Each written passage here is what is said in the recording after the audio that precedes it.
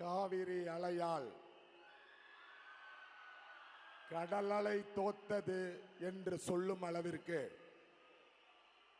காவிய தலைவன் கழக தலைவர் தளபதி உங்கள் வீட்டு பிள்ளை அண்ணன் அவர்களின் வருகை செய்தி அறிந்து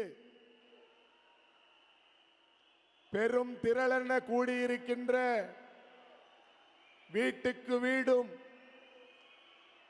நாட்டுக்காகவே தன்னை அர்ப்பணித்த தளபதியின் தோழர்களே, தோழியர்களே,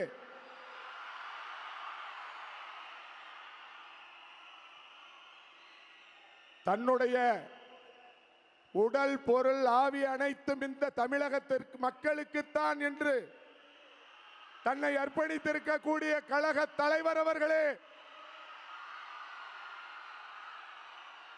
கழகத்தை கட்டுக்கோப்போடு வழிநடத்தும் கழகத்தின் பொதுச் செயலாளர் அண்ணன் ஆனந்த் அவர்கள் உள்ளிட்ட கழக தலைமை நிர்வாகிகளே, உங்கள் அனைவரையும் சோழ மண்டலத்தின் சார்பில் வருக வருக என வரவேற்பதில் நான் மகிழ்ச்சி அடைகிறேன்.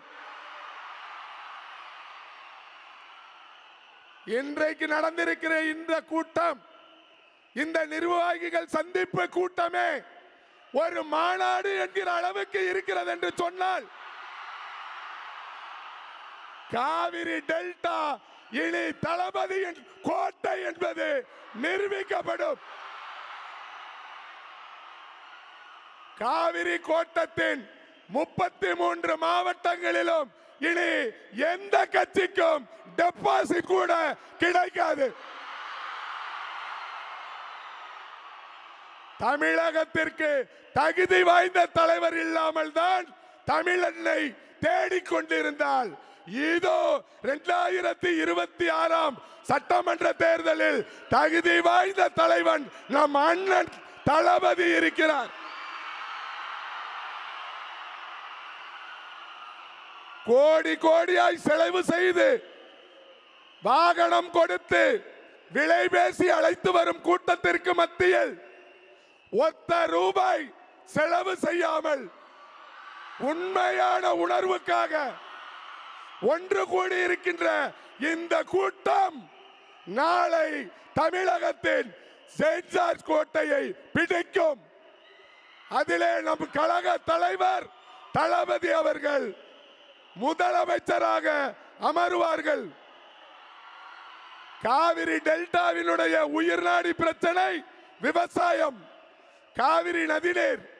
இந்த பிரச்சனைகளை சொல்லியே வாக்கு பொய் சொல்லி திருடி நம்மை வஞ்சித்த இரு பெரும் கழகங்களுக்கும் சம்மட்டி அடி கொடுக்க வந்திருக்கிற சமத்துவ தலைவர் அவர்களே, உங்கள் பின்னால் தஞ்சை டெல்டா, காவிரி டெல்டா இன்று திரண்டிருக்கிறது.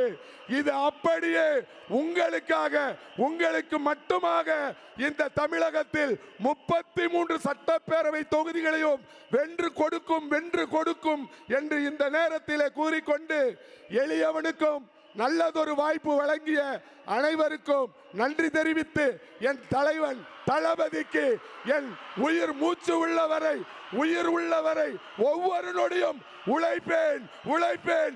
நாம் எல்லோரும் உழைப்போமா? வெற்றி பெற்று தருவோமா? வெற்றியை அவரிடத்தில் ஒப்படைப்போமா? ஒப்படைப்போம். நன்றி, வணக்கம்.